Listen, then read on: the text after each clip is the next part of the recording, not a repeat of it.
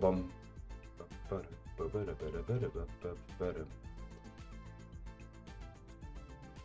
Yeah. And we're live. Hello. Good morning for those who are just wake up.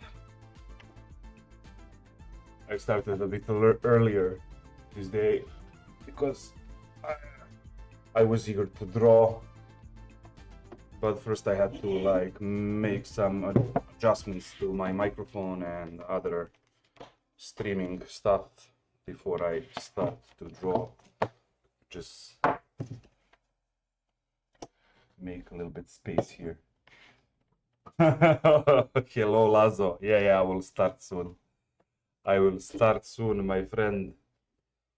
Just give me a sec. Putting my artist gloves on. Okay. So yesterday we started doing this. I don't even know how to call this, but let's call it just 3 for now. And I don't have a crystal clear idea where I'm going with this artwork, and we'll see in by the time we finish few streams. I think it will be done. Hey Matilda, my friend.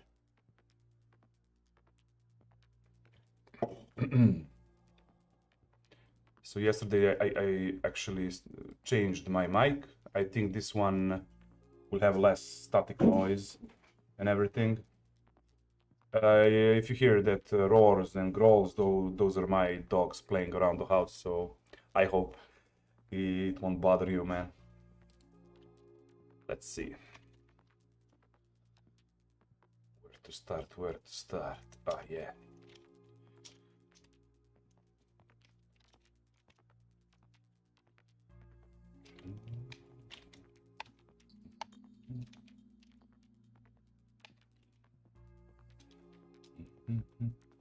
Yggdrasil. Well, it's not Yggdrasil, man. Yggdrasil is more like a world tree. This is more of a, I don't know, something intimate for me, I think. Maybe some personal art.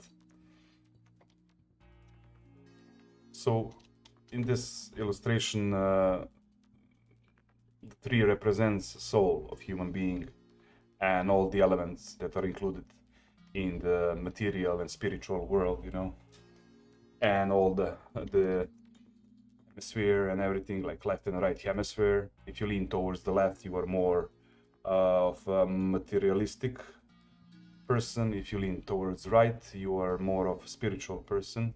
And this will be like some strange kind of energy that is ripping this tree apart. It will represent some kind of constant struggle and change, you know. The snakes are a symbol that are carried on the scepters of the Orthodox monks, and they are also representing like the death and rebirth in a lot of different mythologies, because snake shed its skin, you know. Yeah, desi bre, eco bre. So the I'm glad you guys came. Like it's like 10 a.m. here. Early birds we are. Yeah, where was I? Yeah, the shredding of skin. Yeah, so it represents like the new life every time skin is shredded. The old person dies, the new person is born. That's like the symbolic part of this. And also snakes are included in a lot of different religions as symbol with their symbolic value also. So this work will be full of symbols, I think.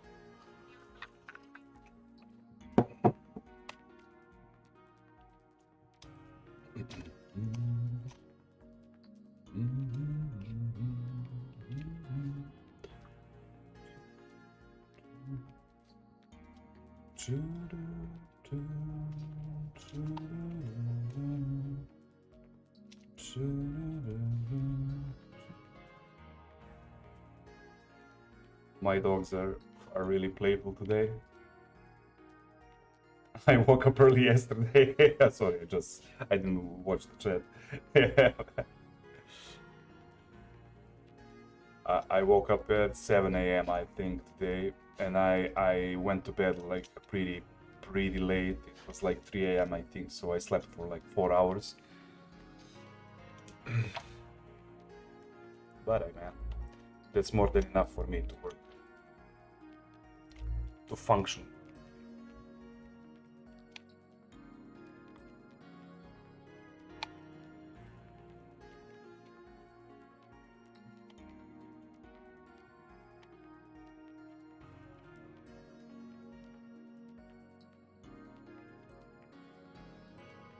I'm thinking about making this part of the 3 like more square-ish. So let's see. Whoa, Gile. Sorry about that. That's the way it's gotta be.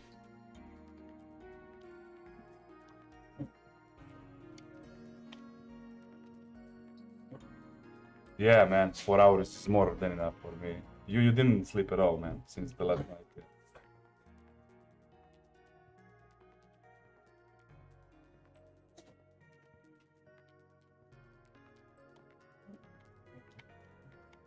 Let's see if this is gonna be a good example. I don't know.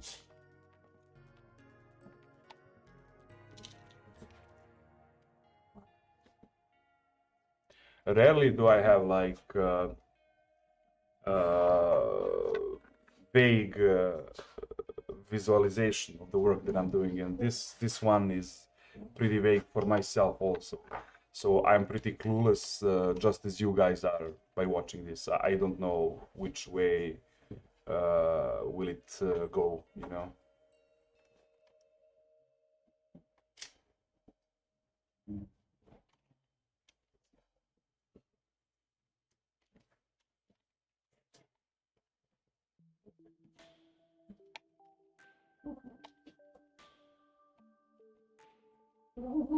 Oh boy, my dogs are pretty rough today. They're crazy.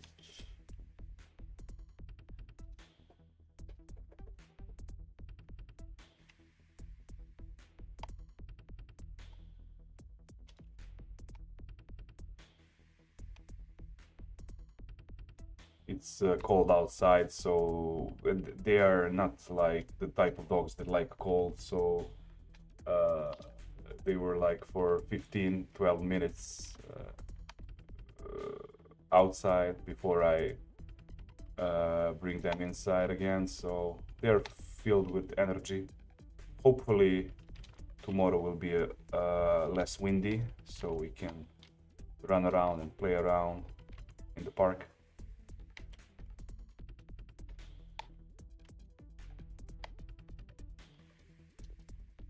I kind of like this. Don't know where it's gonna lead. Hey, Matilda, is the voice okay? Is music too loud? Feel free to comment if you find music like loud or anything. I'm counting on you, man.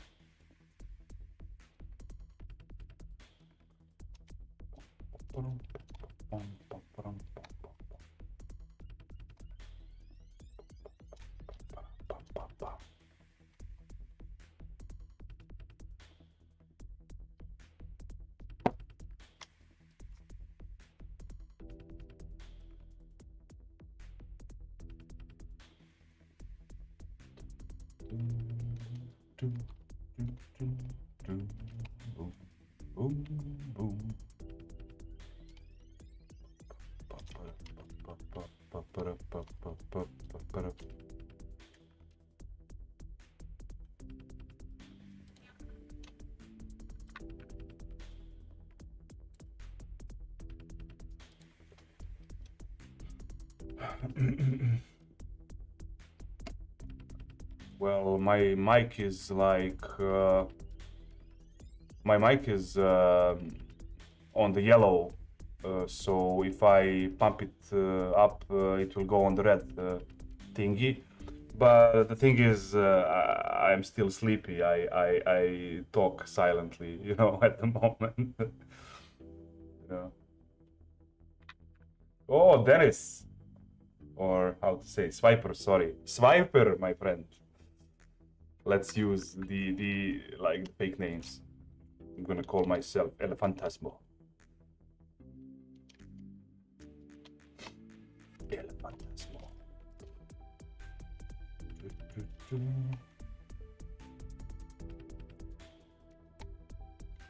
So Swiper, did you sleep last night? You had any sleep for yourself? The microphone is good. Thank you, thank you. Yeah, I was massaging Matilda yesterday. You know, I was tuning it and just took like 1 hour from that guy. A little bit. Okay. Let's go a little bit with the music also.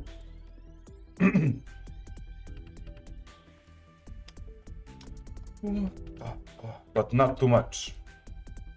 Well,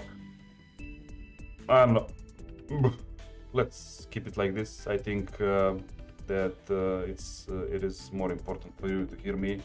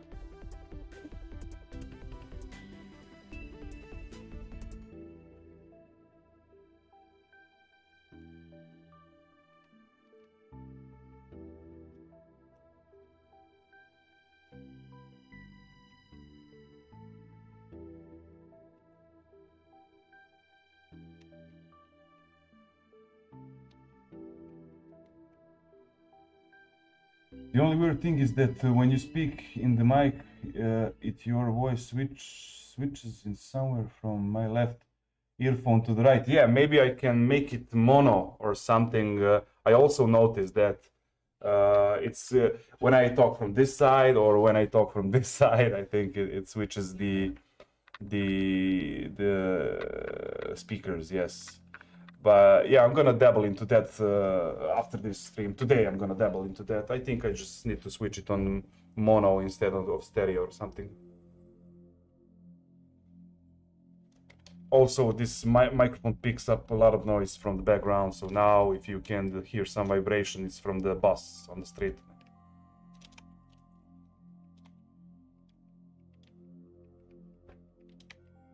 No, it's not a bus. It's actually a trash compactor, I think.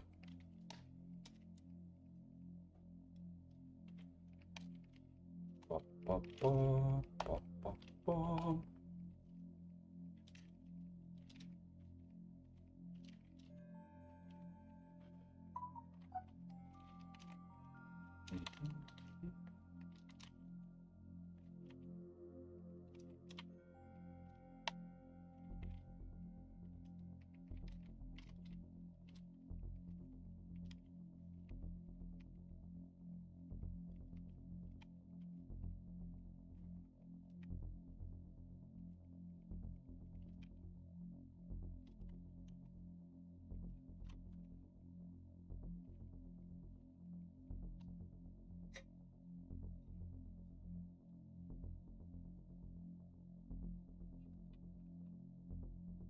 Yeah, it's strange because I actually put a limiter here on the filter. Maybe I should increase the limiter more.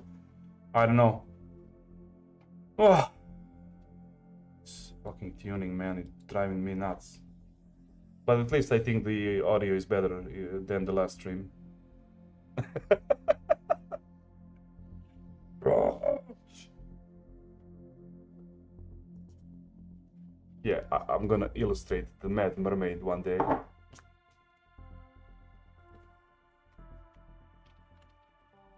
Definitely. Maybe even on the next artwork, who knows?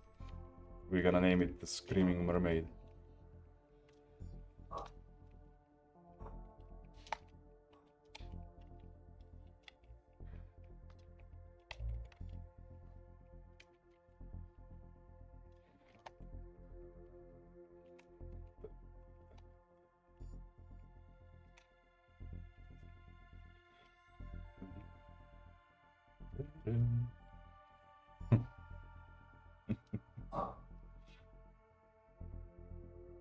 Yeah, that static noise drew me nuts yesterday. But the big deal is, the big issue is that I'm a smoker and I leave my windows open, so a lot of noise coming from the outside also. Ocean the Mermaid. Yeah. Ocean the Fat Mermaid.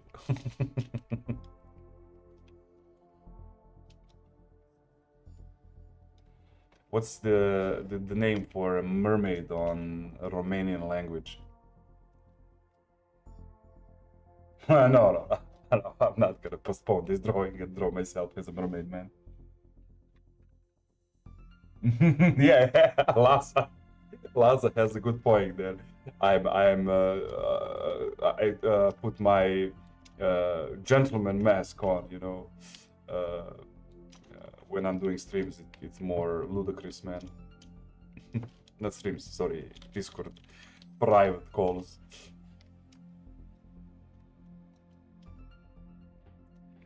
Especially if there is like our friend Alexander.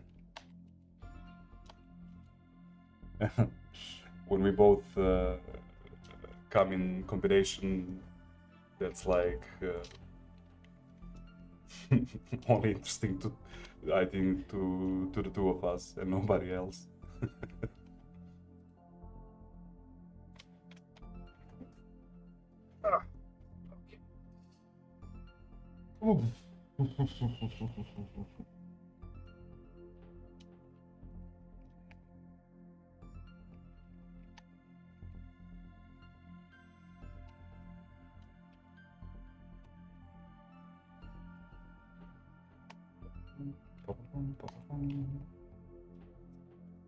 Sirena, yeah, we also call them Sirena here in Serbia.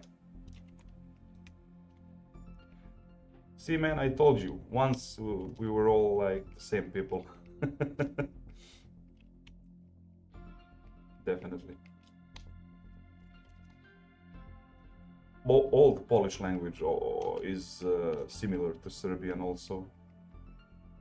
Remarkably similar. I was stunned, you know, by listening to it on YouTube.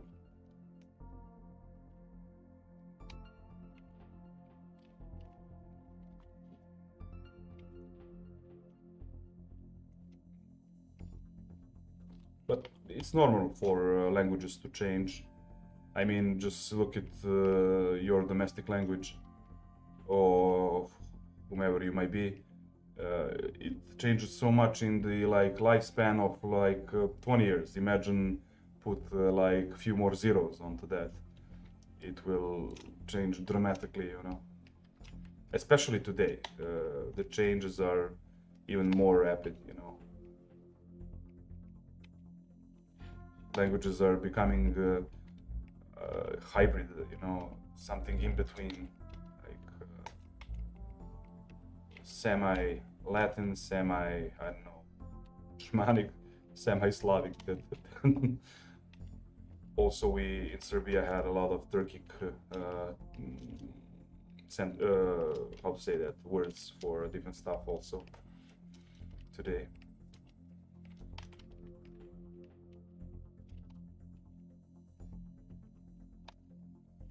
But the big problem is with the modern terms, you know, considering the technology and everything. You can't name like 90% of the stuff in your own language.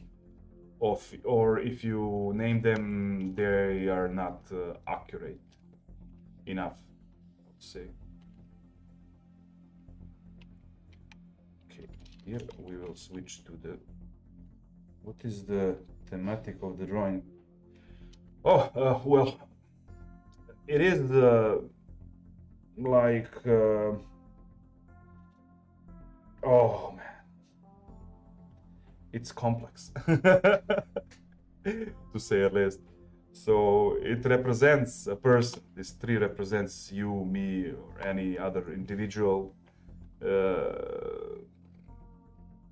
And the theme here is a Christian theme, of course, with this Orthodox crosses, but somebody else can switch this with, I don't know, other symbols from the other religions. It doesn't matter, but every person is a religious person, no matter what ideal or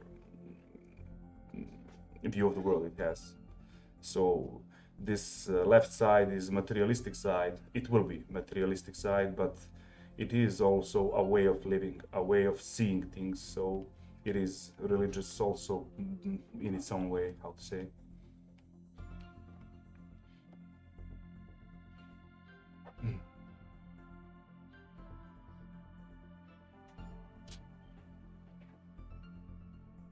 This image is more of uncategorized chaotic channel of thoughts that I have about, you know, viewing of the world, and I try to represent this in the visual symbols, but it's hard. It's really hard. So what I'm doing is in the past like 1 year, I'm not just trying to draw good or something to make like good drawings. That's not what I'm looking for me as an artist, for my personal work. I try to communicate more with the viewer, and I would like for the viewer to stay a while and, you know, try to transcribe and to demystify the image for himself. Somebody else, I think, would find here some other messages and some other train of thought he will have by only viewing this. So image is never same for me or for you, the viewer. And by the time I finish it and post it online, that image becomes like 10 different things in the first 10 minutes, you know. That's what I like about visual arts.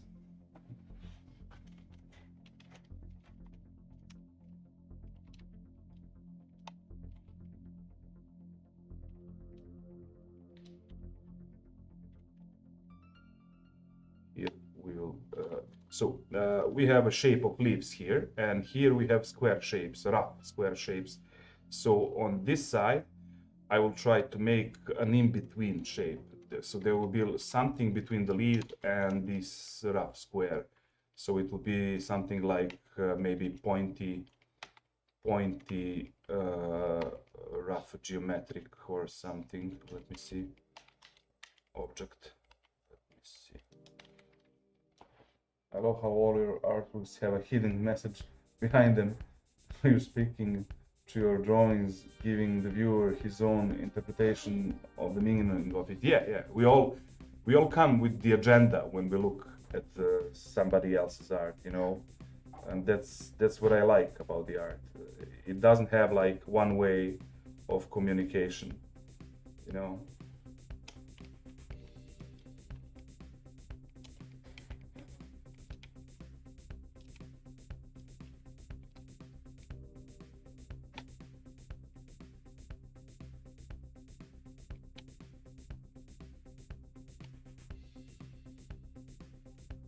Oh, fuck.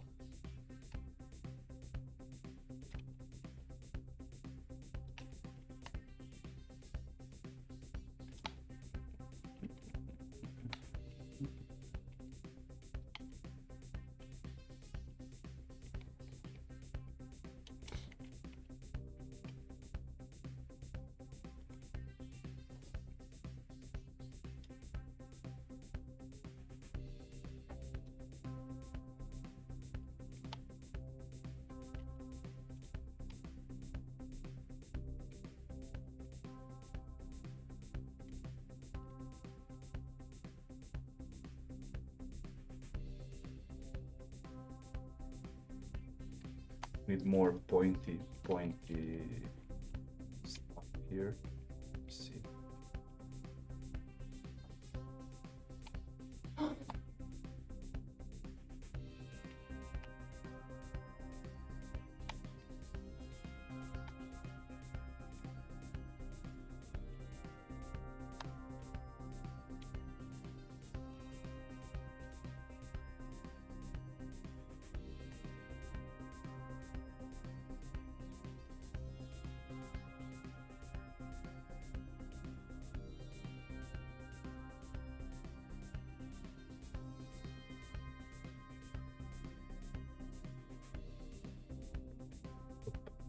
Boop, boop, boop.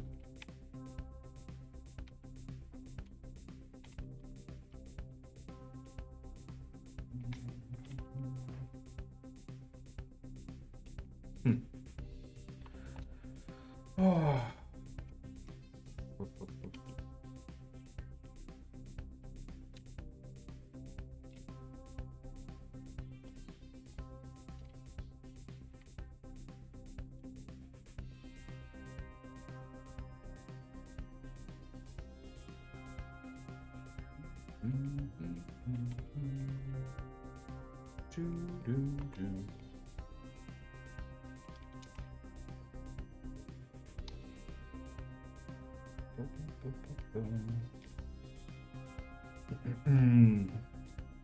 It's gonna be complicated when I dabble into this snake's texture of skin because I don't want to choke it with too much line art. So probably I'm gonna make like a few lines here and there and use the color to define texture in some simple stylized way later on.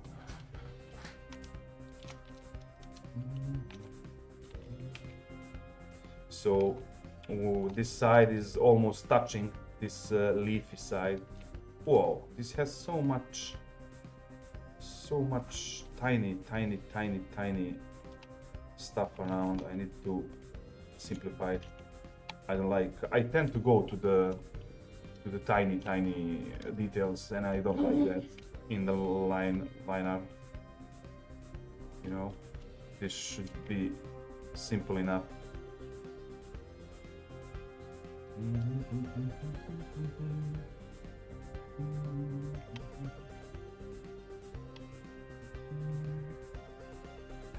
Oh.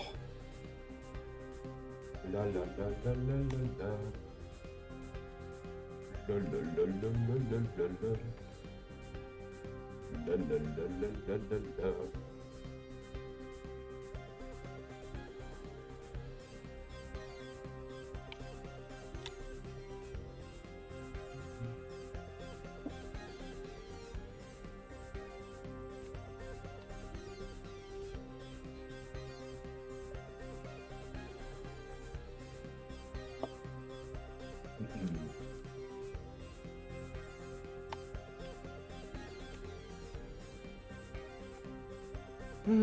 Yeah, it's going in the good direction, I think.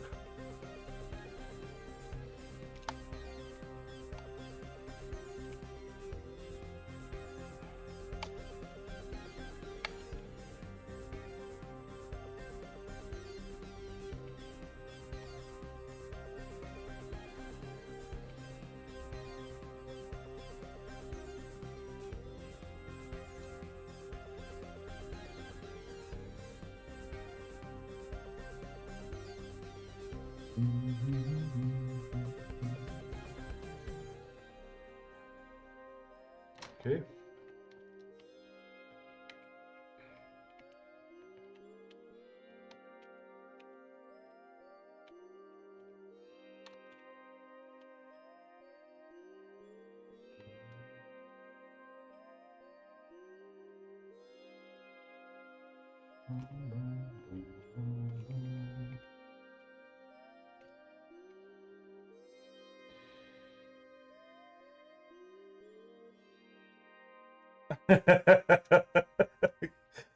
Hey, Mr. 3D Spinal Dennis, thank you for supporting my humble streams, man.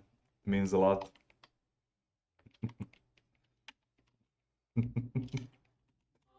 You crazy, man. You crazy. You Romanian people, you crazy. You think crazy, you do crazy stuff.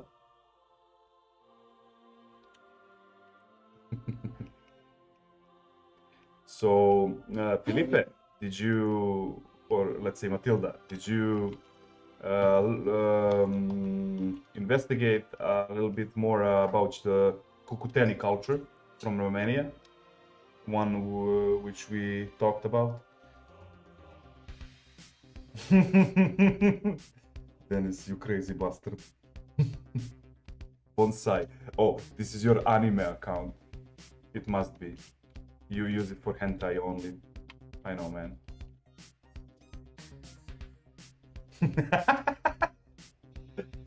Yeah, you crazy, man. Thank you, thank you.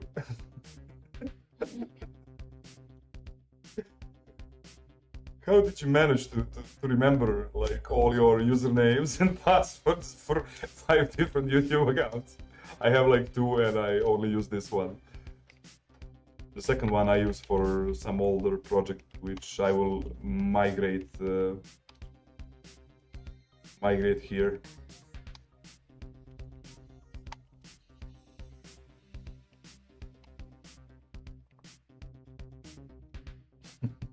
He's crazy.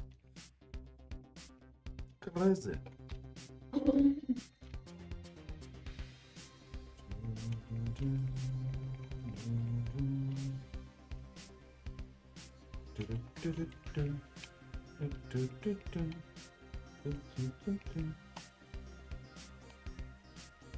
Let me see.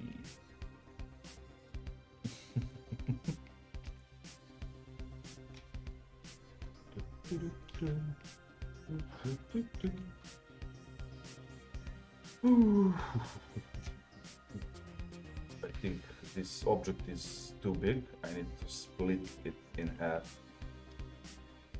Can't really research that much. All I found surfing on the internet, I already heard from you. Yeah. Yeah, I mean it's a really old culture. It has like 9. It's like 7 or 9 years old, I think. So it's really hard to find anything of like elaborate that will elaborate you know, the information and everything. They're a lost civilization. Yeah, but they are not. I think it's just it always goes to the, you know, it always comes to that point where how much does the government want to invest in that, you know. Here in Serbia we have a fucking trash, what's it called, deponia on our archaeological sites, so we just need to respect that a bit more than we do, you know.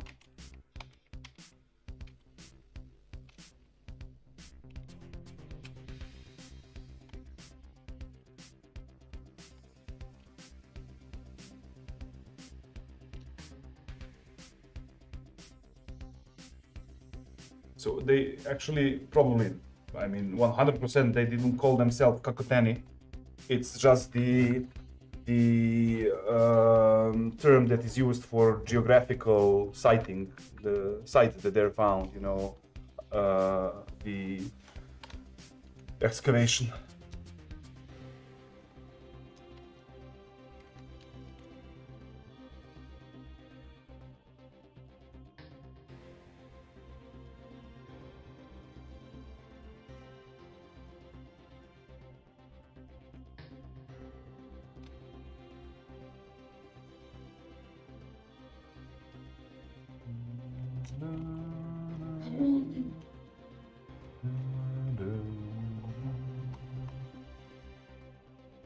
Oh, it's gonna take forever, these squarey leaves, man. Squarey pointy leaves.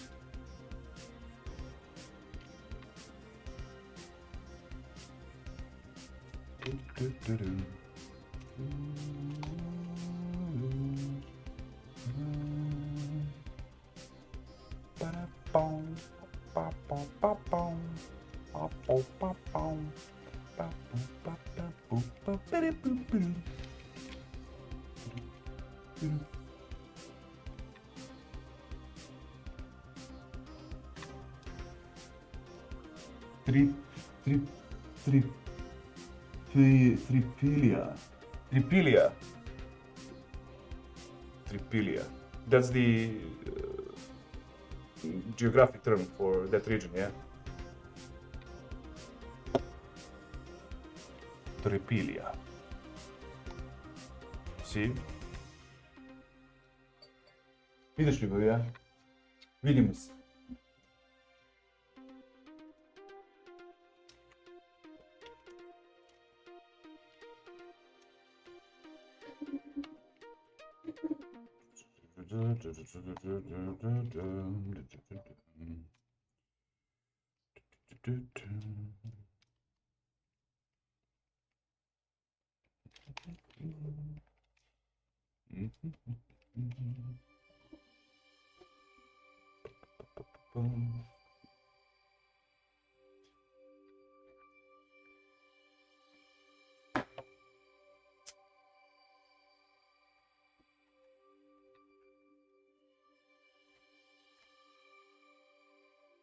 Oh boy, oh boy, oh boy. I don't know, but I think the latency of my stream goes more than 20 seconds. I think. Definitely.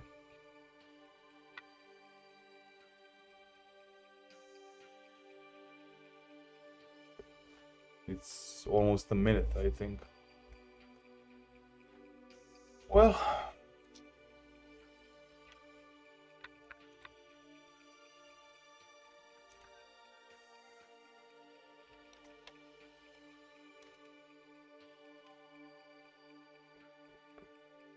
ooh, the song is great, man.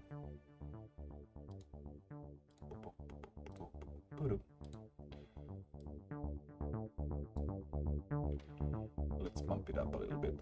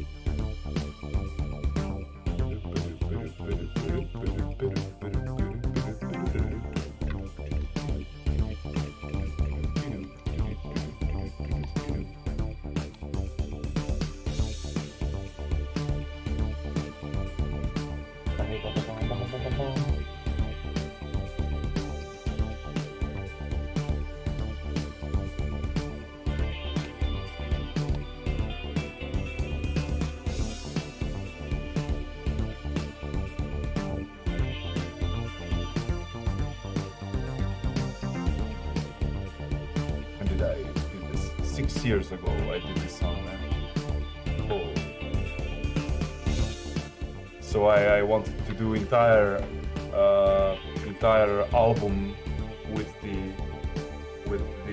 this aquatic theme, but never did I manage to finish it.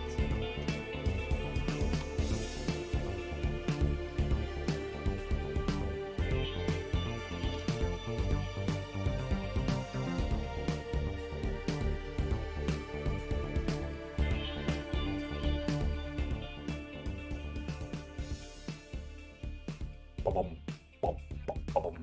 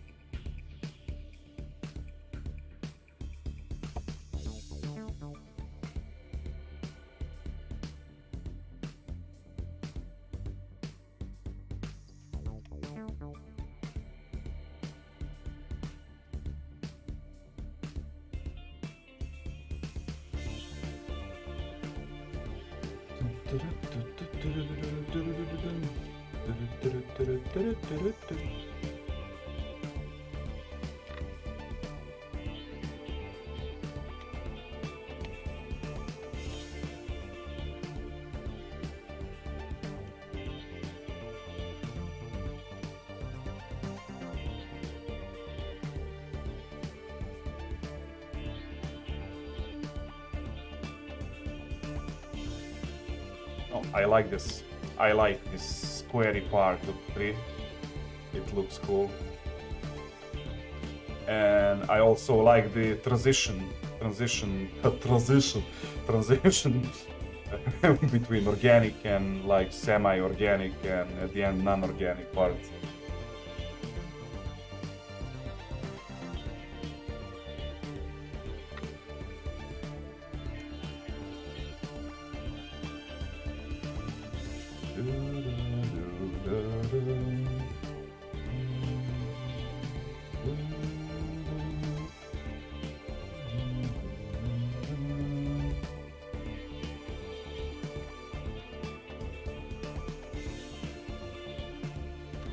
No.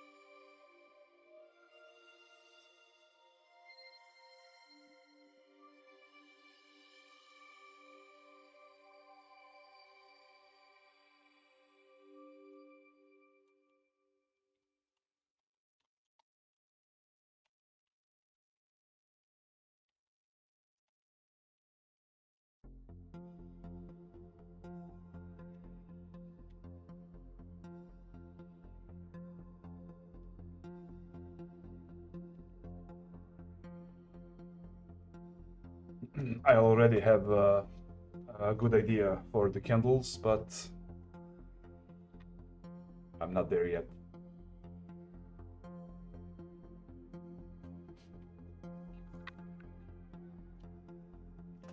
I also need one element here, which I will insert later on.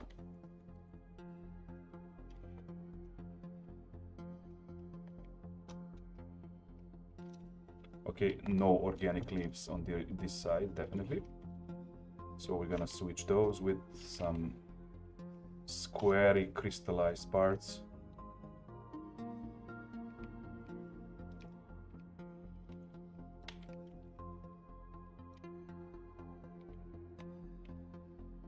Something like this. See? Yep, I think it's okay.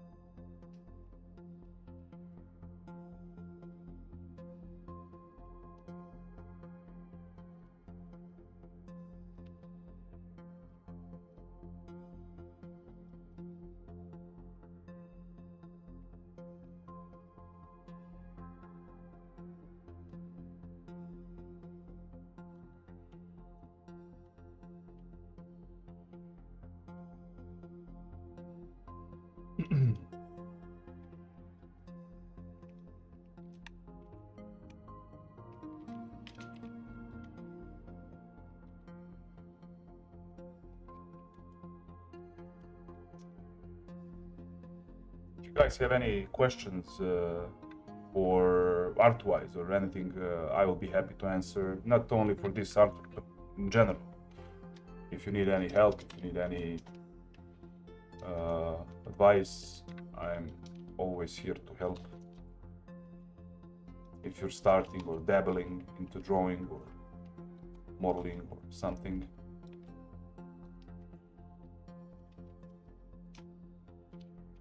feel free to ask. If I know, I will answer. And if I don't, well, we are screwed together.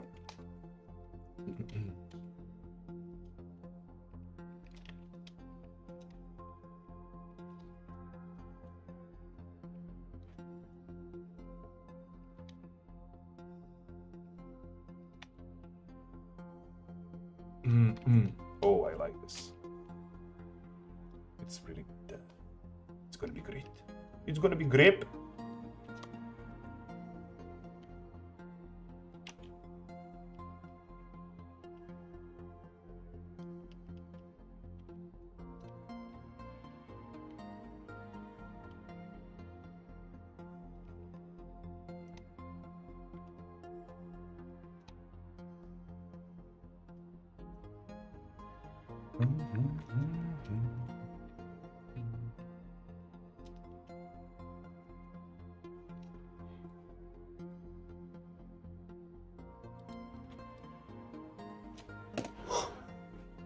I'm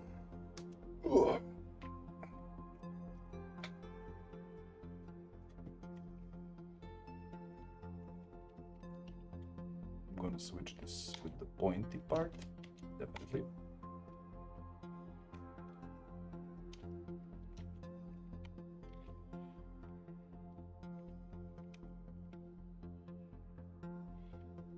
And this one also.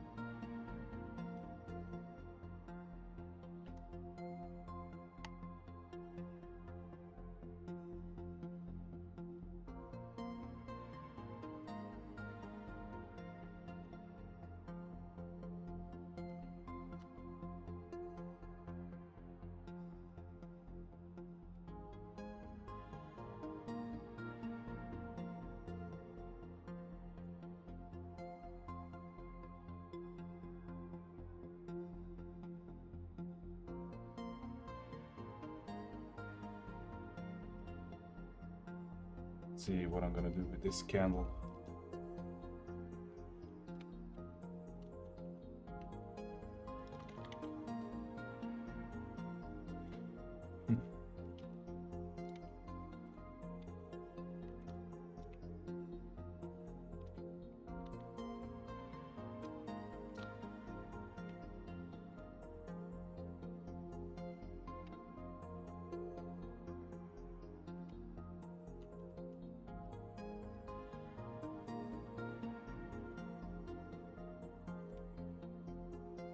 I'll be right back, guys.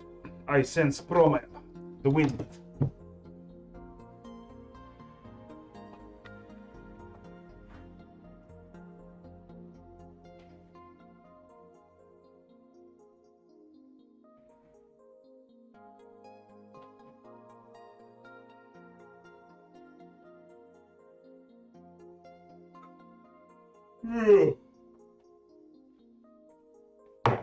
Oof.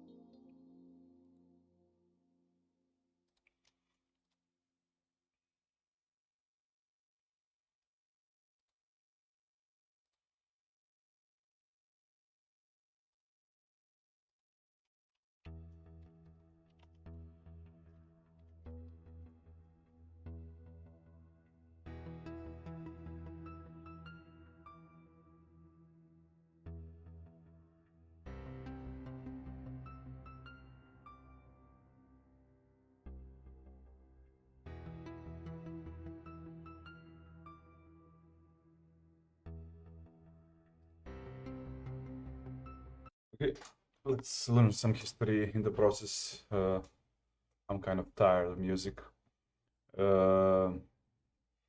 Actually, when I draw by myself, I love to listen to some historical stuff or interesting podcasts or anything, you know. How much did the Sumerians know about our solar system? Well, or Eridu Genesis, the Sumerian epic of creation. Ooh, that sounds interesting.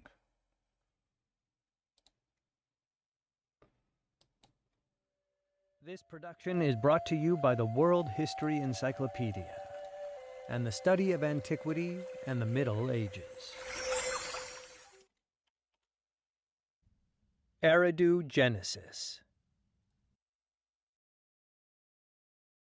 Written by Joshua J. Mark. Narrated by D.W. Draffin. The Sumerian Flood Story, also known as the Eridu Genesis, Sumerian Creation Myth, Sumerian Deluge Myth, is the oldest Mesopotamian text relating the tale of the Great Flood, which would appear in later works such as the Atrahasis, 17th century BCE, the Epic of Gilgamesh, circa 2150 to 1400 BCE, and, most famously, the story of Noah and his ark from the biblical Book of Genesis, circa 1450 BCE. The story is dated to circa 2300 BCE in its written form, but is thought to be much older, preserved by oral tradition until committed to writing. The extant work is badly damaged, with a number of significant lines missing, but can still be read and easily understood as an early Great Flood story. Scholars who have studied the text generally rely on the later Akkadian Babylonian Atrahasis, which tells the same tale, to fill in the blanks of missing text from the broken tablet. The story most likely influenced the Egyptian flood story known as the Book of the Heavenly Cow, dated in part to the first intermediate period of Egypt, 2181 to 2040 BCE, but certainly was the inspiration for the later Mesopotamian works as well as the biblical narrative of Noah.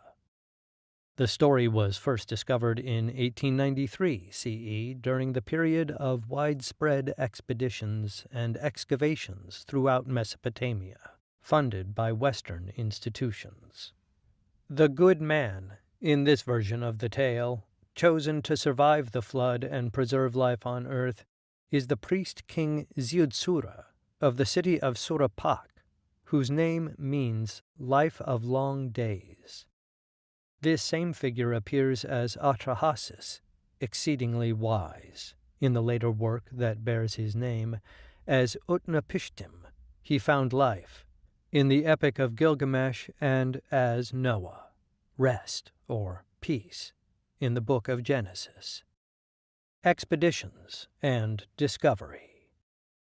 In the 19th century CE, Western institutions, including museums and universities, funded expeditions to Mesopotamia in hopes of finding physical evidence which would corroborate the historicity of biblical narratives.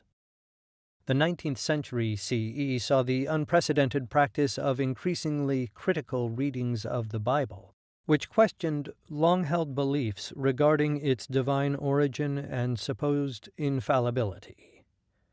This age of skepticism would see the publication of Darwin's Origin of Species in 1859 CE, suggesting that human beings, rather than being created by God as a little lower than the angels, Psalm 8:5, evolved from primates.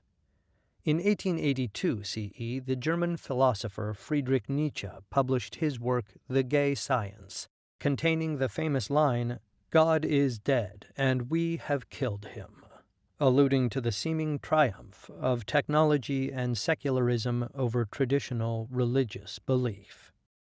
Prior to the rise of secular skepticism, and even during the period when Darwin and Nietzsche were writing, the Bible was considered the oldest book in the world, completely original, and of divine origin.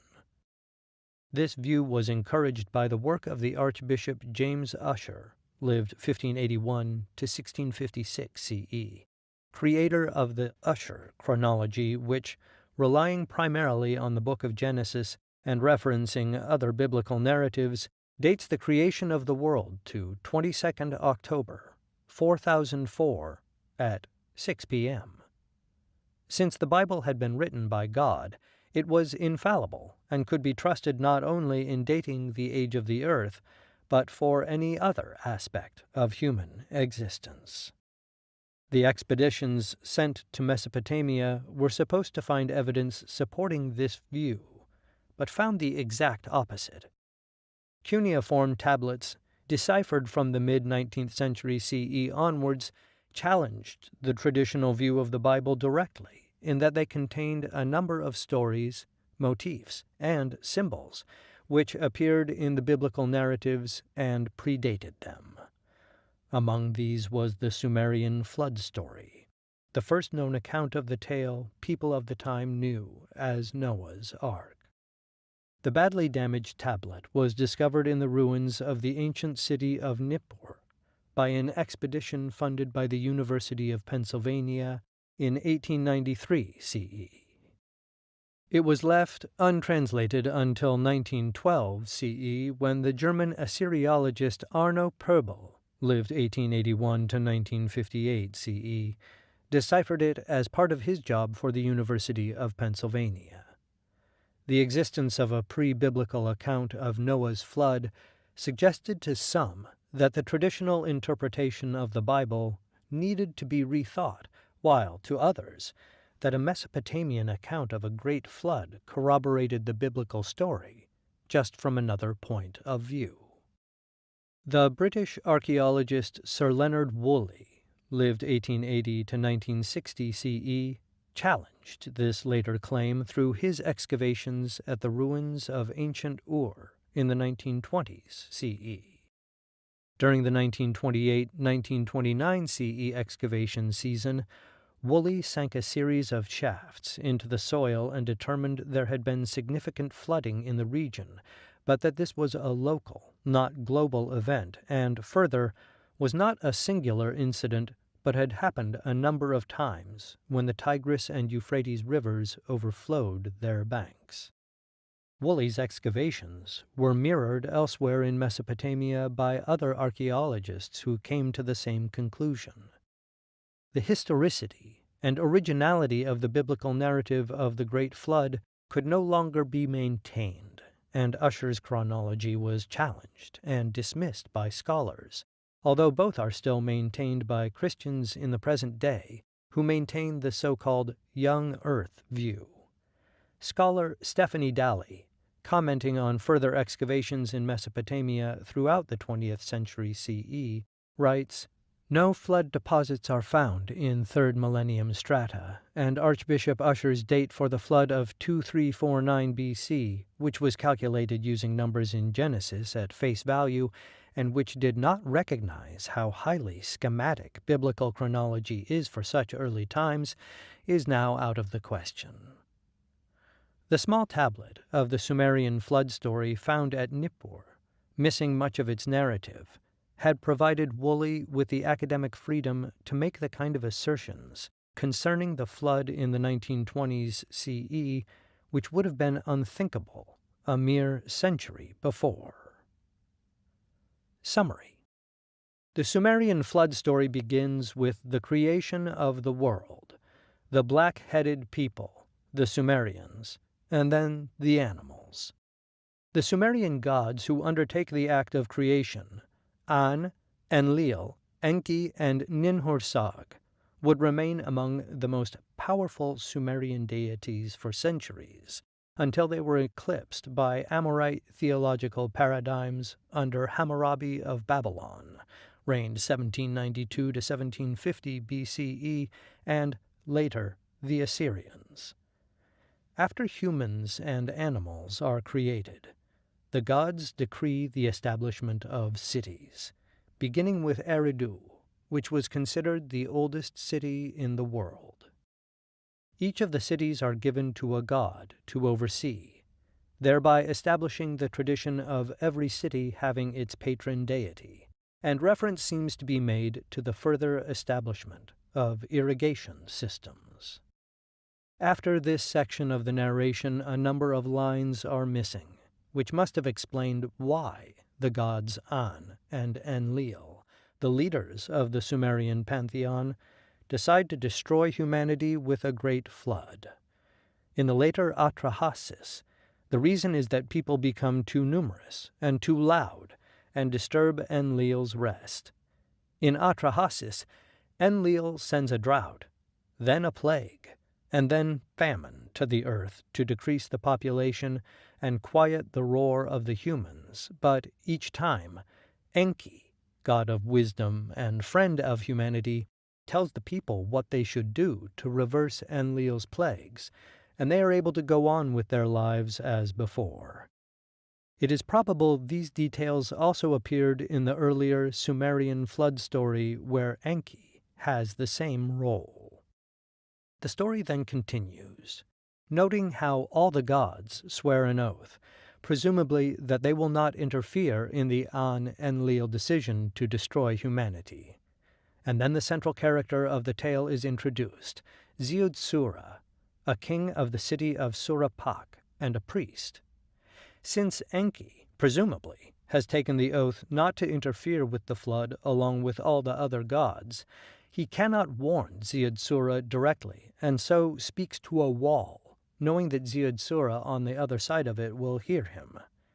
At this point, there are more lines missing, which would have detailed Ziud-Sura's creation of a large boat, which he filled with animals and the seed of mankind. The narrative resumes with a depiction of the flood, which rages for 7 days and 7 nights, until the seas quiet, and Utu Shamash, the sun god, appears. Ziud-Sura makes a hole in the side of the boat, and Utu, in the form of the sun's rays, enters. Ziud-Sura dutifully makes a sacrifice to the god, but what happens after is lost through more missing lines. In the end, An and Enlil seem to have repented of their decision, as they are grateful that Ziud-Sura has preserved their creations. They grant him eternal life in the paradise of the land of Dilmun. Based on fragments of the tablet, it seems the story continued after this seeming conclusion for another 39 lines, but the content is lost. Text. The following text comes from The Literature of Ancient Sumer, edited by the scholars Jeremy Black, Graham Cunningham, Eleanor Robson, and Gabor Zolyomi. The opening line referencing stopping the annihilation of my creatures might be suggesting that the gods initially gave human beings long lifespans as co-workers with the gods who would take on their labor and make the earth pleasant for them, as the story is given in Atrahasis. In this later work, after the flood, measures are taken by the gods to limit the human lifespan and increase mortality, and these kinds of details may have made up the missing text from the earlier Sumerian flood story which follows. I will stop the annihilation of my creatures, and I will return the people from their dwelling grounds. Let them build many cities, so that I can refresh myself in their shade. Let them lay the bricks of many cities in pure places. Let them establish places of divination in pure places. And when the fire-quenching is arranged, the divine rights and exalted powers are perfected, and the earth is irrigated, I will establish well-being there. After An, Enlil, Enki, and Ninhursag had fashioned the black-headed people, they also made animals multiply everywhere, and made herds of 4-legged animals exist on the plains, as is befitting. Here there are approximately 32 lines missing. I will oversee their labor. Let the builder of the land dig a solid foundation. After the of kingship had descended from heaven, after the exalted crown and throne of kingship had descended from heaven, the divine rights and the exalted powers were perfected. The bricks of the cities were laid in holy places, their names were announced, and were distributed. The first of the cities, Eridu, was given to Nudimud, the leader. The second, Bad Tibira, was given to the mistress. The third, Larag, was given to Pabil Sag. The fourth, Zimbir, was given to hero Utu. The fifth, Suropag, was given to Sud. And after the names of these cities had been announced and had been distributed, the river was watered. Here there are approximately 34 lines missing. Seat in heaven, flood, mankind. So he made. Then Nintud, holy Inanna, made a lament for its people. Enki took counsel with himself. An, Enlil, Enki, and Ninhursag made all the gods of heaven and earth take an oath invoking An and Enlil. In those days, Ziudsura, the king, the Gudug priest, he fashioned. The humble, committed, reverent, day by day, standing constantly at. Something that was not a dream appeared, conversation, taking an oath by invoking heaven and earth in the Ki-ur, the gods. A wall. Ziudsura, standing at its side, heard. Side wall, standing at my left side. Side wall, I will speak words to you. Take heed of my words. Pay attention to my instructions. A flood will sweep over a decision that the seed of mankind is to be destroyed has been made. The verdict, the word of the divine assembly, cannot be revoked. The order announced by An and Enlil cannot be overturned. Their kingship, their term, has been cut off. Their heart should be rested about this. Here there are approximately 38 lines missing. All the windstorms and gales rose together, and the flood swept over the land. After the flood had swept over the land, and waves and windstorms had rocked the huge boat for 7 days and 7 nights, Utu the sun god came out, illuminating heaven and earth. Ziudsura could drill an opening in the huge boat, and hero Utu entered the huge boat with his rays. Ziudsura, the king, prostrated himself before Utu. The king sacrificed oxen and offered innumerable sheep. Here there are approximately 33 lines missing. They have made you swear by heaven and earth. An and Enlil have made you swear by heaven and earth. More and more animals disembarked onto the earth. Ziudsura the king prostrated himself before An and Enlil. An and Enlil treated Ziudsura kindly. They granted him life like a god. They brought down to him eternal life. At that time, because of preserving the animals and the seed of mankind, they settled Ziudsura the king in an overseas country in the land of Dilmun, where the sun rises. Here there are approximately 39 lines missing. Conclusion.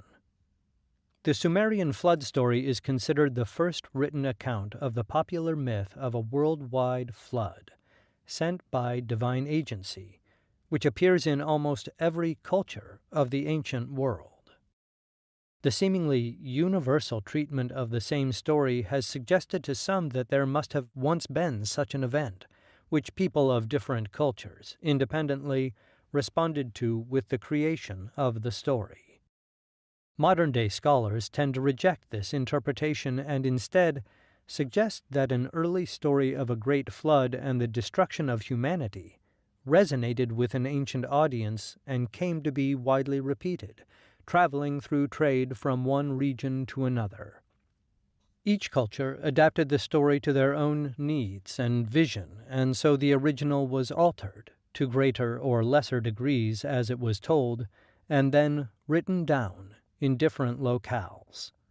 The original may or may not have been the Sumerian flood story, but many scholars in the present day, including Stephanie Dalley, believe it was. Dalley writes, All these flood stories may be explained as deriving from the one Mesopotamian original used in travelers' tales for over 2,000 years along the great caravan routes of Western Asia, translated, embroidered, and adapted according to local tastes to give a myriad of divergent versions.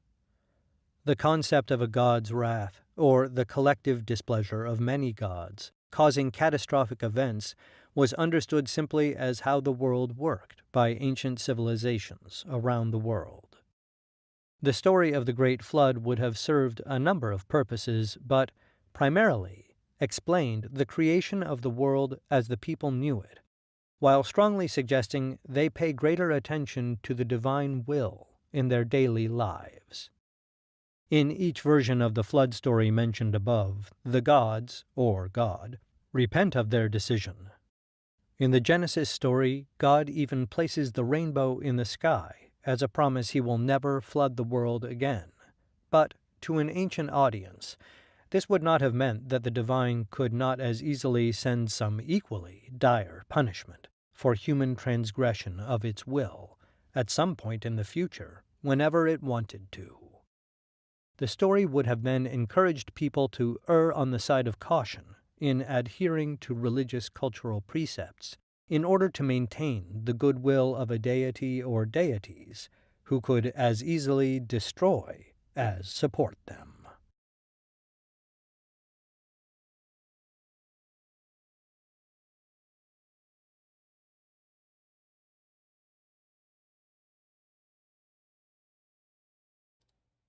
Okay, so this was the Eridu Genesis, the Sumerian epic of creation. Although this video clip dabbles around it as much as he dabbles with the story itself, so we see that the story of great floods and everything precedes the Christianity and all the Abrahamic religions before that. So we have like thousands and thousands of years of storytelling of great flood and God's punishment for the people, towards the people for the way they were behaving or something. But modern historians tend to dismiss that entire story, not by arguments, just by simple presumptions, how to say that. And you can see in this video the elaboration of dismissal, which is not scientific at all, which elaborates that history as a discipline is not scientific by itself. It is semi-investigative work and semi-creative thinking at the process. So my advice to you is always be careful when you study anything historical, and any history document and any interpretation of any historical document, because for example, people that have lived for like only 70 years in the modern world, in the historical community, in the community that leans toward history as a discipline, they just dismissed thousands and thousands worth of storytelling of the same old story, which actually probably precedes even goes before even Sumerian civilization, because the Sumerian civilization had like first recorded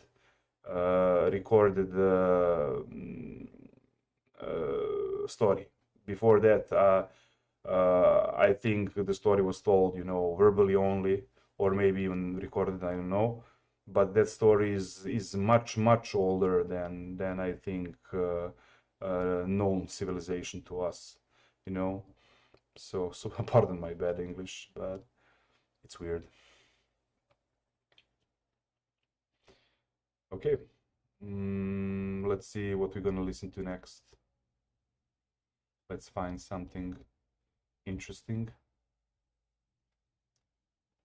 Ancient Canaanite religion.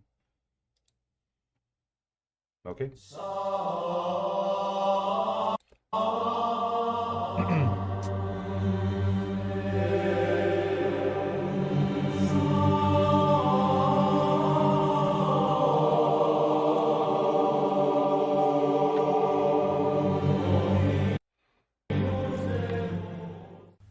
Welcome to the History of the World podcast. My name is Chris Hasler, and you're listening to Volume 2, The Ancient World. This is Episode 10, The Religion of Canaan and Phoenicia.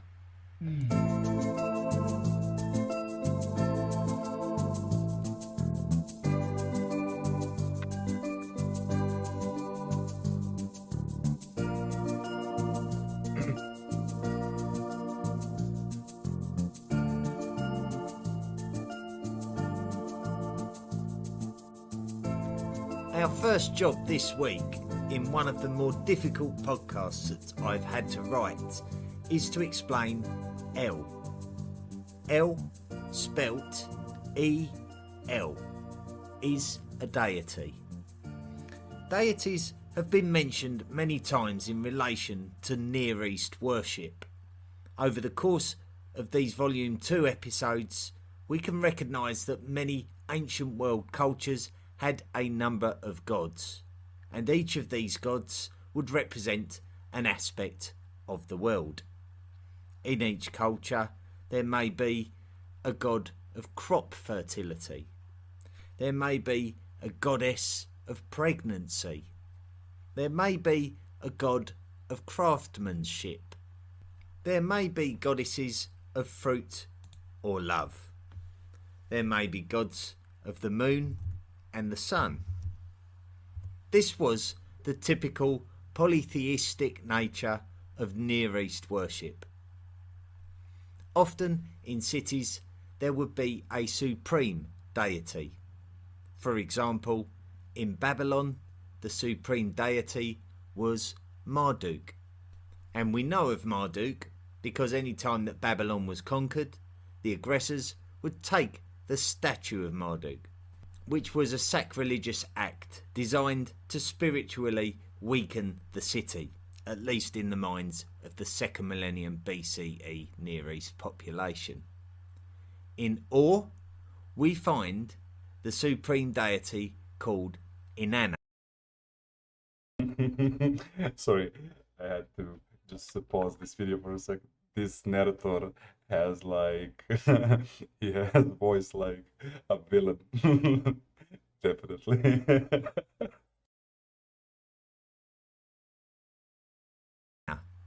Who was worshipped especially by Sargon of Akkad's daughter Enheduanna, after Sargon had conquered the city of Ur in the late 3rd millennium BCE. Ashur was the national god of the Assyrians and was the supreme deity of the first capital city of Assyria, namely Assur.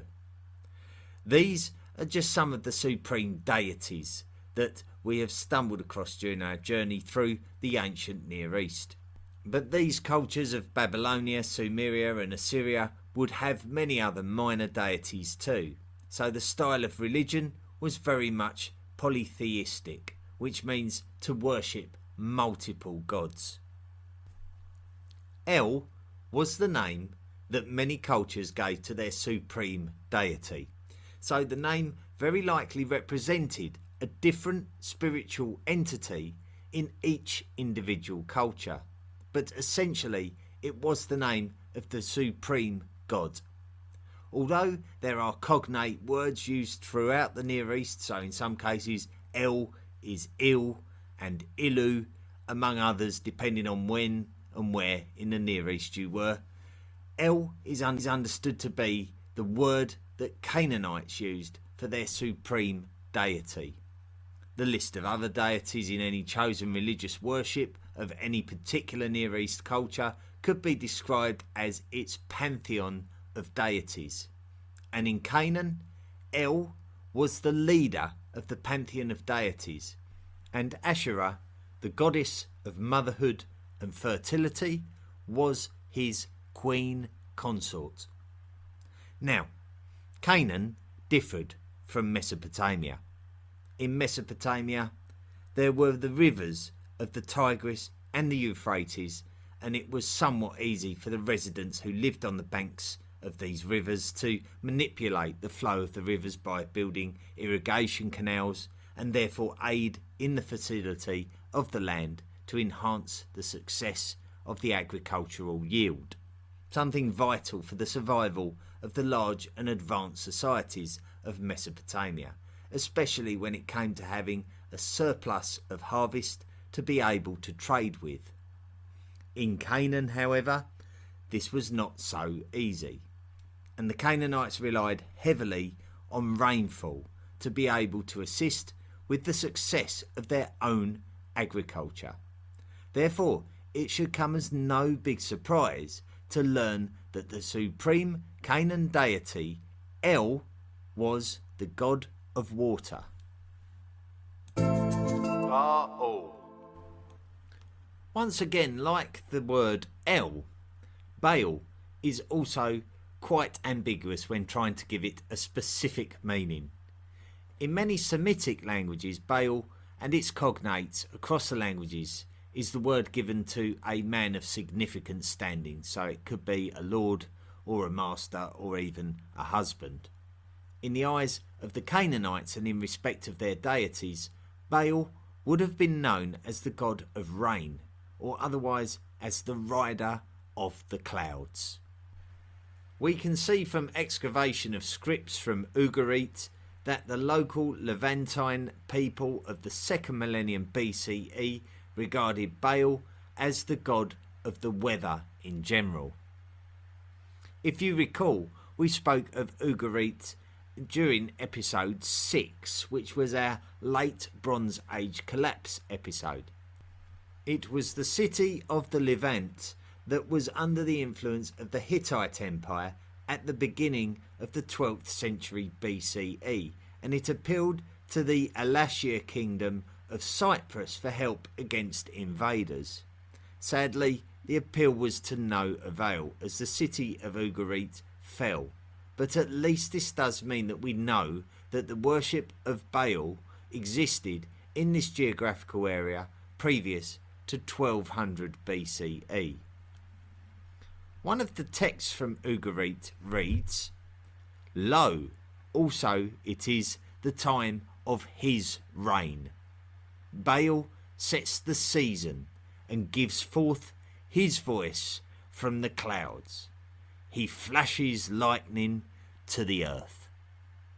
How else would ancient people interpret a violent thunderstorm as anything other than a spiritual reaction by a higher power? Another god worshipped by the people of Ugarit was the one called Mot. Mot was considered to be a son of El and also the personification of death. Baal warned his messengers of the dangers of Mot, but Mot continually threatens Baal, and it's not until a daughter of El and Asherah, the goddess of the sun, Shapash, warns Mot that El will turn against him if he continues to battle Baal, that Mot concedes the battle. At one point during the story, Mot kills Baal and reigns supreme before Baal is brought back to life to battle Mot. Could this have been symbolic to the Canaanites of periods of drought, waiting for the weather deity Baal to come back to life and bring rain to fertilise the land again? We will come back to Baal later in the podcast. Melkart. When the culture that we primarily associate with the Phoenicians emerged, and by that I mean the seafaring traders, then the city of Tyre emerged as the powerhouse of Phoenician lands. Now, for the sake of simplifying things, I'm going to make an assumption that the Phoenicians and the Canaanites are the same peoples, and that the Phoenicians actually referred to themselves as Canaanites, and that it was the Greeks who referred to these people as the Phoenicians. In biblical writings, we see them referred to as the Canaanites, and in Latin and Greek scripts, we see them referred to as the Phoenicians. Tyre had its own supreme deity, just like many other cities, as we have already clarified.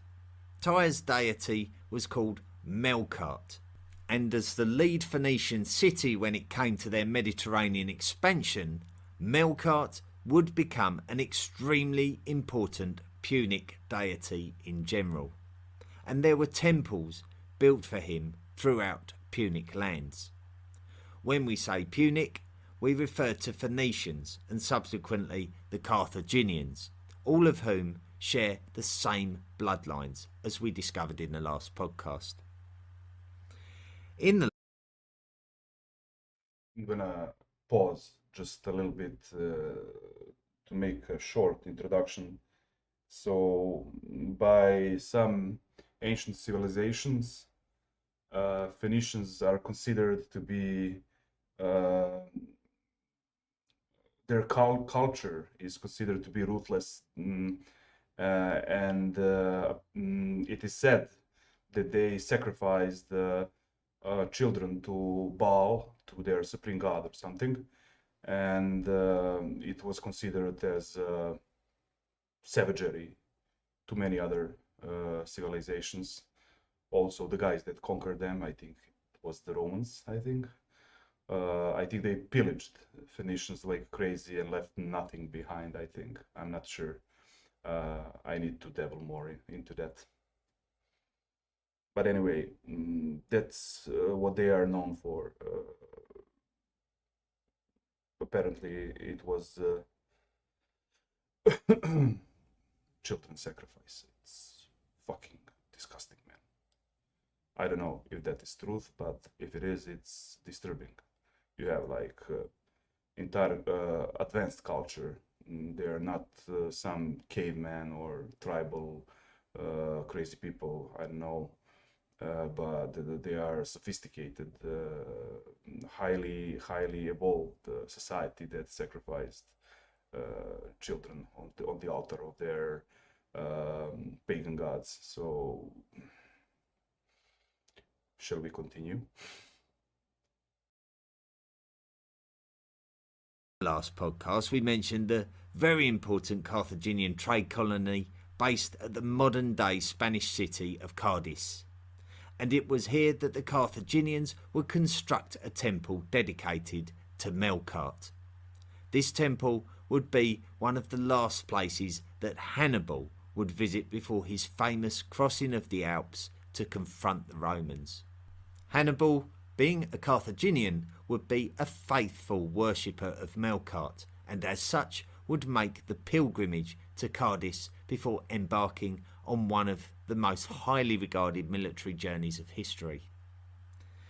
Hannibal's achievements are going to be saved for a future podcast, but the purpose of this passage is to discuss the deity of Melkart and the high esteem in which the Punic peoples held him in. The 5th century Greek historian Herodotus travelled to Tyre during his own lifetime to look for clues about the deity of Tyre. But throughout his writings, he referred to the deity as Heracles. Now, Heracles is actually a character of Greek mythology who is a son of Zeus and a god or a hero of athleticism. Herodotus clearly links the deity of Tyre to the Greek mythological legend Heracles, so we could assume that Melkart and Heracles are thought of as being the same person, just that each culture had a name in their own language for him. Subsequently, the Romans adopted Heracles into their own stories of mythology, and as such they renamed him Hercules. Now this is where it gets interesting, because in the last episode we spoke of the Pillars of Hercules, which is the name given to the promontories which are either side of the Strait of Gibraltar. And what we mean by promontories are peaks of land that act as an iconic gateway between the familiarity of the Mediterranean Sea and the dangerous Atlantic Ocean. A gateway which it is suggested that only the Phoenicians dared to breach in order to reach the metal-rich societies of the British Isles and West Africa. According to legend, the Pillars of Hercules are so named as the westernmost extent of the travels of Hercules during his 12 labours, a Greek mythological story. Could it therefore be pure coincidence that the place where the Phoenicians dared to cross is possibly named after their own deity Melkart, because of this link, even if it is somewhat tenuous?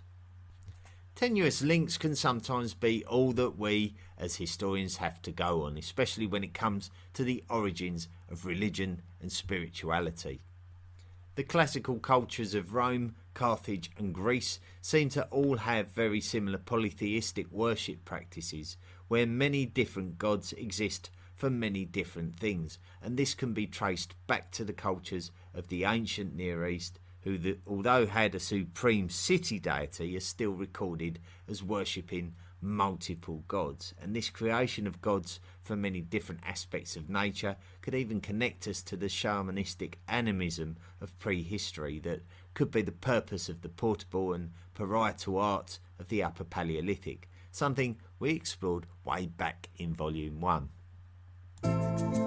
Temples and sacrifice. The people of Cadiz are very proud of their city and its heritage, especially its Punic links. Cadiz was founded by the Phoenicians and used as a base by the Carthaginians while preparing for the Punic Wars against the Romans. We mentioned that Hannibal went on pilgrimage to Cadiz before setting off across the Alps to meet the Romans. Strabo was a Greek historian that lived from the 1st century BCE to the 1st century CE, and he mentions the temple of Tyrian Heracles, which we may otherwise call Melkart, in the city of Cadiz. Strabo writes that there were 2 bronze pillars within the temple, and that these pillars were regarded by some to be the true Pillars of Hercules. It is also mentioned that Hannibal made sacrifices at this temple. Now, this could refer to animal sacrifice, something which we believe has been part of human society for a very long time. Certainly we studied the cave paintings of the Upper Paleolithic, and one conclusion that we speculated on was that there must have been some form of ritual in regards to nomadic hunting. When humans became agricultural, it may no longer have been necessary to carry out the same rituals, but there is very likely to have been some form of ritual to ensure a successful harvest or production of fertile livestock, and it is possible that particular animals were sacrificed as an offering to the deities who would ensure agricultural success in response. This might sound bizarre, but would your ancient society take the risk of not performing these rituals if it meant that the weather gods would not bless your lands with rain, or that they would grant more favour to the next city who were competing with yours for the fertile lands in between?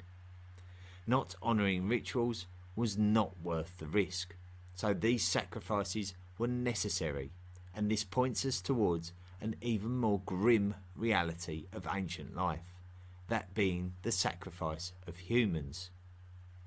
The best example that we have given of this is the grave of Queen Puabi, who was buried in the royal cemetery of Ur in the 3rd millennium BCE. There, humans and animals were sacrificed, probably to accompany her into the afterlife. At first glance, the entourage of humans may have willingly poisoned themselves. However, closer examinations of the bodies indicate that some of them may have been struck about the head to incapacitate them. Either way, it would appear that these sacrifices must have been seen as a necessity, and the fear of not sacrificing living beings must have outweighed the horror of doing it.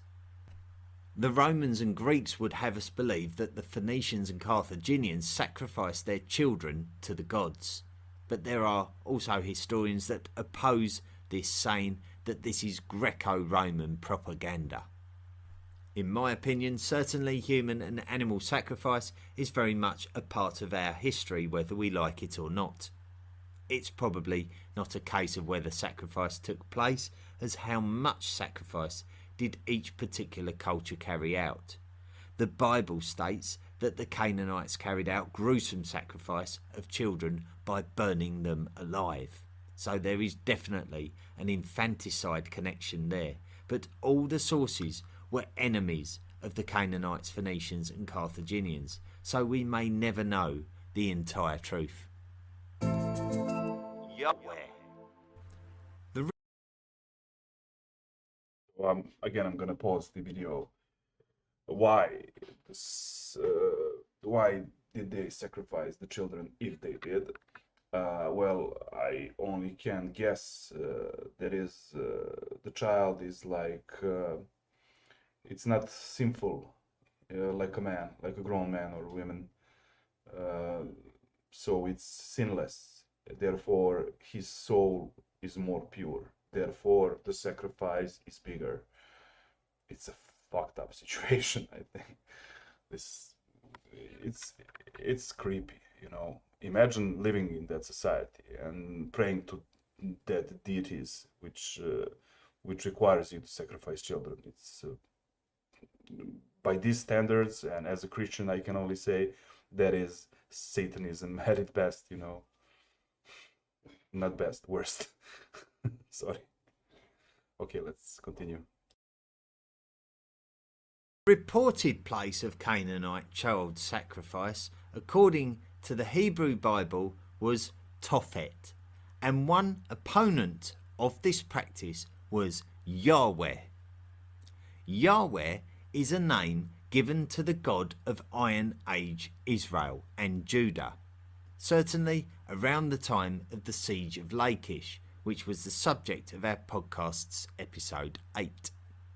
His name was represented by 4 letters: Y, H, W, H. The reason for this is because the name was being written in what we referred to as an abjad style of writing, which is when an alphabet with no vowels is being used. Arabic, Hebrew and Syriac alphabets are a good modern example of abjads. The most famous archaic abjad is the Phoenician alphabet, which is something we mentioned in episode 9. The name Yahweh was first written in Phoenician script by using 4 letters, which have been translated into the Latin script as YHWH. And the vowel sounds that need to be inserted to make the name vocal have been a matter for much debate. Most people will say the name as Yahweh, but if we break down the name into its 4-letter form, which is actually directly called the Tetragrammaton, we can turn YHWH into the phonetic sounds Y, H, W, H. And by shifting the sounds, which is a common thing in language evolution, we can suppose that the Y sound transformed into a J sound and the W sound transformed into a V sound. So Y, H, W, H transformed into J, H, V, H. And this is the origin of the name Jehovah, which we find most commonly used for the Christian movement called Jehovah's Witnesses, who are literally God's public witnesses to the missionary work within their communities that they are well known for. After the Babylonian destruction of Jerusalem in the 6th century BCE, Jewish people accepted Yahweh as their universal God, which claims the God of Israel to be supreme and refers to him as the Lord, due to his name Yahweh being deemed to be too divine to be uttered. However, the name Israel itself contains the word El, which in this sense means God, as we mentioned right at the very beginning of the podcast. Biblical texts explain this by stating that El and his queen consort Asherah had many sons, one being Baal, who we spoke of earlier, and another being Yahweh, who was given the nation of Israel by his father El. According to biblical texts, it was the king of Judah called Josiah who proclaimed that Yahweh should be worshipped exclusively by the Jews. Hebrews. So there is a serious danger of us getting lost in detail and trying to describe things which are ambiguous and contentious if we are trying to literally translate and understand every script. Many Phoenician scripts have been lost due to the fact that they like to use parchment, which doesn't stand the test of time like clay tablets, but we do believe that some of the works of Hebrew texts, such as those written in the Hebrew Bible, derive from Phoenician writings. In essence, we can talk about peoples and we can talk about the evolution of God as a concept. So let's firstly tackle the peoples. We can say that the most likely conclusions of all that we have studied is to say that the Canaanite people lived in the Levant for as long as we care to believe, so potentially from the dawn of ancient times 5,000 years ago.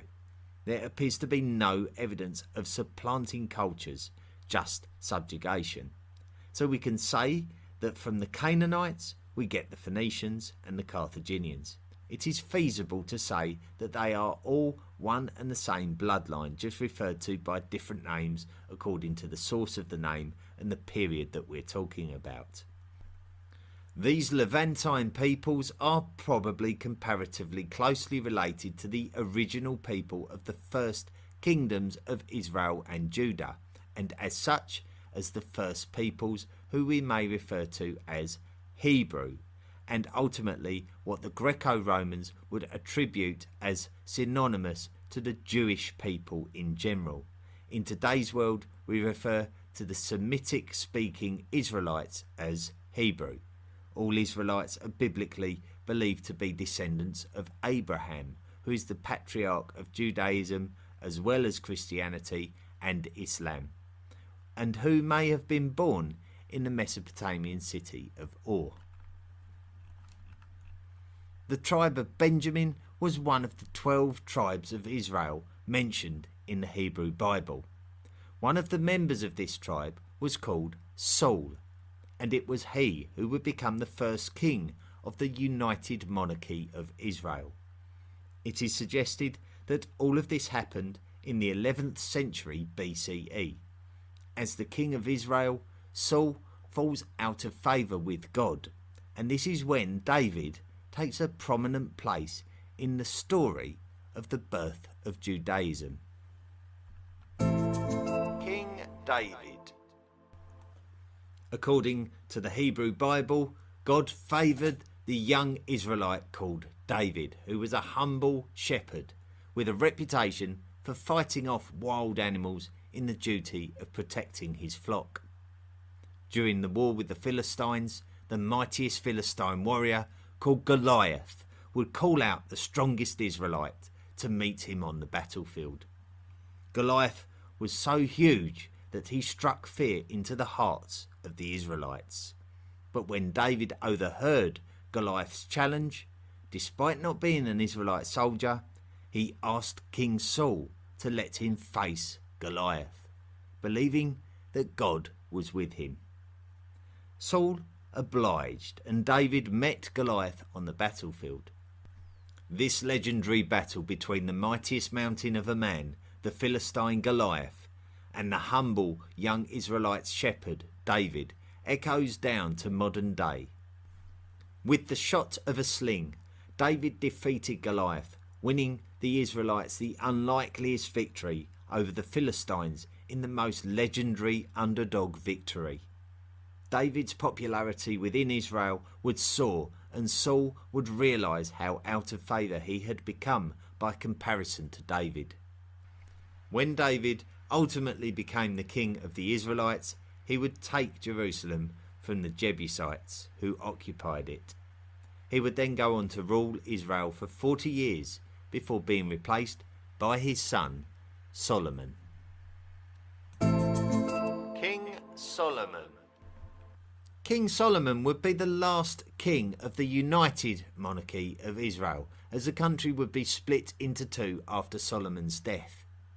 The kingdom of Israel would emerge from the north, while the kingdom of Judah would emerge from the south. Jerusalem would become the capital city of the kingdom of Judah, and a temple dedicated to Solomon was completed in 953 BCE at Mount Zion, in the capital city itself. The temple's deity was Yahweh, and such was its beauty that many would travel great distances to see it. The Ark of the Covenant, containing stone tablets of the Ten Commandments, would find a permanent home here. Those Hebrew men of the lands of Israel were encouraged to make regular pilgrimages to the temple to affirm their worship of Yahweh, the true God. Any worship taking place at other temples and shrines would be considered to be idolatry. Idolatry is the worship of idols or false gods. In another sense, it is the worship of anyone other than Yahweh, the Almighty God of the lands of Israel. It is this version of monotheism that led to the birth of the great monotheistic faiths of the modern world, namely Judaism, Christianity and Islam, otherwise known as the Abrahamic religions. After Solomon's death, the kingdom of Israel would split. Judaism. The kings of Israel and Judah after Solomon were, as one might expect, differing in their degrees of piety in regards to the worship of the deity of Solomon's temple at Jerusalem, namely Yahweh. Prophets who represented God's word would warn peoples of the kingdom of Israel and Judah that they may attract their ultimate destruction should they not change their ways. As such, and as we learned earlier in the podcast series, the Assyrians would come to the Levantine lands and they would take Israel and destroy Judah. We concentrated quite closely on this during episode 8 on the siege of Lachish, which took place in 701 BCE. What we do know is that Jerusalem was spared, as the king Hezekiah may have come to terms with the Assyrians and spared the capital city as a consequence. After the fall of the Assyrian Empire, the Babylonians would become the dominant power of the Near East. Biblical texts state that prophets continued to warn the people of Judah to remain faithful to their covenant with God, but this was in vain to some degree, as is stated to be the reason for the destruction of Jerusalem by the Babylonians. The Babylonians were so enraged with the rebelliousness of the Judeans that they destroyed Solomon's temple and deported all of the elite class of Judeans. It would not be until the Babylonians were defeated by the Achaemenid Persians that the Judeans were permitted to return to Judah, and a second temple was constructed on Temple Mount in Jerusalem to replace Solomon's temple, which we mentioned had been destroyed. A date of 516 BCE is offered as the beginning of worship at this new temple.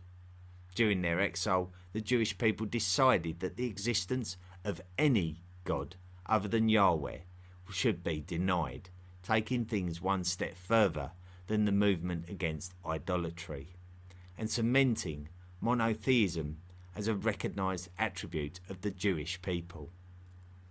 So, what happened to El and Baal? El was really no longer spoken of in the monotheistic world, and there was no room for talk of Baal, and any talk of Baal was viewed as a thing of shame. However, some do interpret that Baal and Yahweh are in fact one and the same thing. So there is no real concluding evidence of how these names really came and went and how they related to each other, and it's very likely that different interpretations of information existed between different tribes, so it's pretty much impossible to find a definitive story.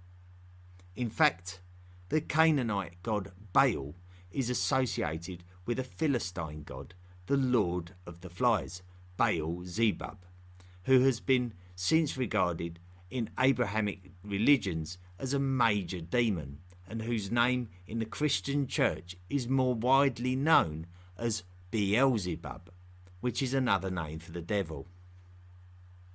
Next time, we're going to wrap up our story of the ancient Near East by bringing you another one of our summary episodes before we make the geographical move to Egypt, where we will go back in time and pick up the story from the end of the prehistoric volume.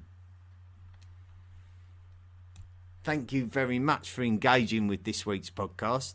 A bit of a diversion from the normal chronology of history, but really I think these episodes are important to gain an understanding of the spiritual beliefs of the people of these areas and potentially why they went about their day-to-day lives in the way that they did, because some of the rituals and day-to-day behaviours seem quite bizarre to us. So I think it's quite important for us to visit the mindsets of these people and their ritualistic behaviour. I think it opens a door to us in the way that we can maybe view their behaviours. I received a message from one of our Patreons, Karen Pleschertsnig, who said, "Thanks for taking on such an ambitious podcast subject. I'm still in the early episodes. Great job on sound quality in those early days. It usually takes podcasts a while to get that right. Looking forward to all the podcasts I have to catch up on. Thanks to the good sound quality, I can listen while driving." Thanks very much, Karen.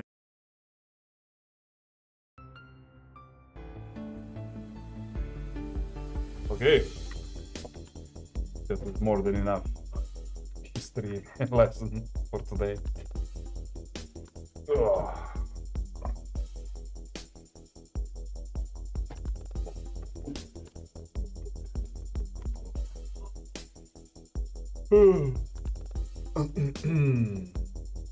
I think that I'm starting to pay a tribute for not sleeping, you know. Enough.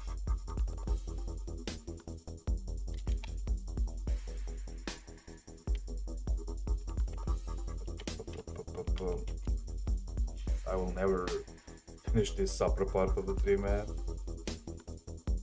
So many details here.